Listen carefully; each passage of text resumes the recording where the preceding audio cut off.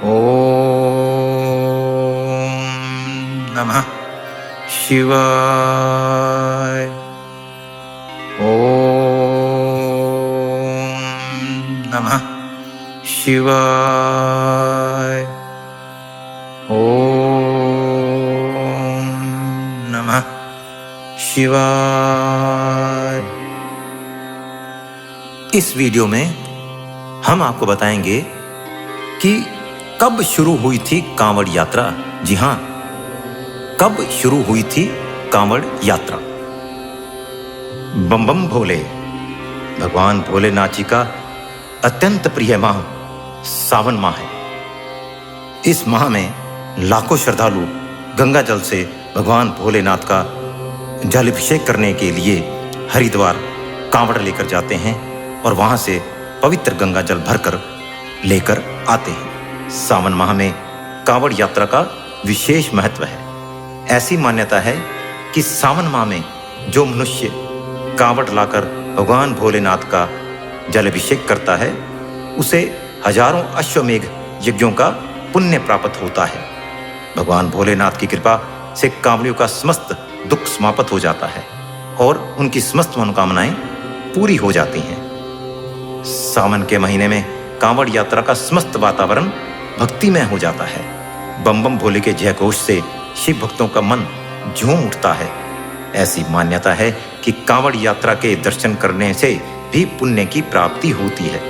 कांवड़ यात्रा को लेकर कई प्रकार के प्रश्न आपके मन में जरूर उठते होंगे कि कांवड़ यात्रा की परंपरा कब से शुरू हुई और भगवान भोलेनाथ का जल अभिषेक करने वाला पहला कांवड़िया कौन था। कांवड़ यात्रा का पौराणिक इतिहास जानने के लिए हमारे साथ अंत तक बने रहें।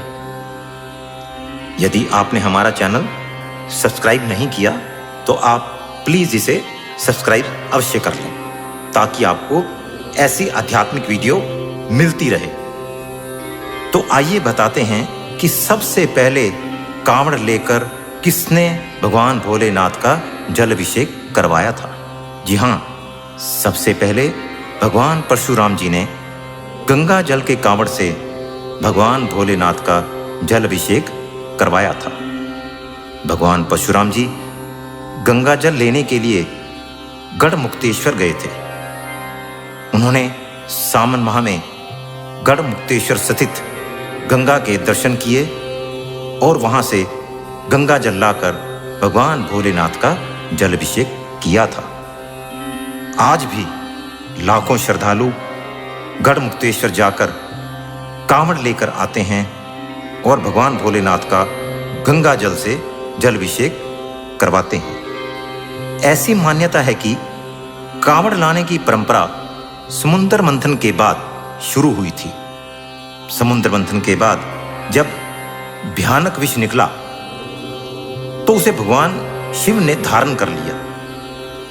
विष को धारण करने के कारण भगवान भोलेनाथ का गला पूरी तरह से नीला हो गया।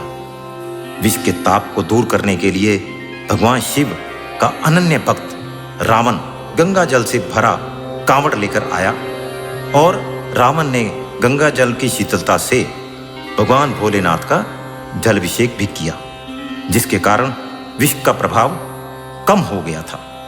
भगवान परशुराम और रावण के अतिरिक्त मर्यादा पुरुषोत्तम श्री राम जी ने गंगा जल की कांवड़ से शिवलिंग का विशेष अभिषेक किया था।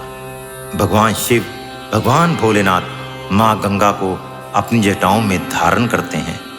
उन्हें गंगा का जल अत्यंत प्रिय है, इसलिए गंगा जल का जल अभिषेक करने से भगवान भोलेनाथ शीघ्र प्रसन्न हो जाते हैं।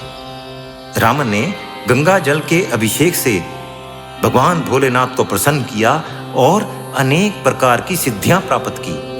आदि सनातन परंपरा के अनुरूप प्रत्येक वर्ष सावन माह में कांवड़ यात्रा प्रारंभ होती है और भगवान भोलेनाथ के भक्त हर्ष और उल्लास के साथ कांवड़ लेकर जाते हैं और वहां से गंगा जल भरकर लेकर आते हैं और भगवान भोलेनाथ का जल अभिषेक करते हैं।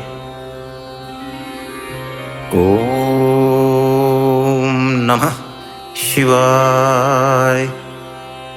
ओम नमः शिवाय। इस तरह से आप सावन माह में इस मंत्र का जाप रुद्राक्ष की माला पे 1 माला, 3 माला, 5 माला, 7 माला या जैसा आपको समय रहे उसी क्रम से आप इसका जाप कर सकते हैं। इसका विशेष महत्व है। ये भगवान भोलेनाथ का महामंत्र है। आप महामृत्युंजय का जाप भी कर सकते हैं, भगवान भोलेनाथ को जल अर्पित कर सकते हैं, पूजा कर सकते हैं, पाठ कर सकते हैं और रुद्रा अभिषेक भी कर सकते हैं। इस माह में, सावन माह में आप भजन, कीर्तन, भगवान भोलेनाथ का जाप, मंत्र इत्यादि पूजा, अर्चन, वंदन जो भी करेंगे उसके करने से आपको निश्चित रूप से पुण्य प्राप्त होता है। इसी के साथ मैं अपनी वाणी को विराम देता हूं। सब पर भगवान भोलेनाथ की कृपा बनी रहे। इन्हीं शब्दों के साथ जय भोलेनाथ।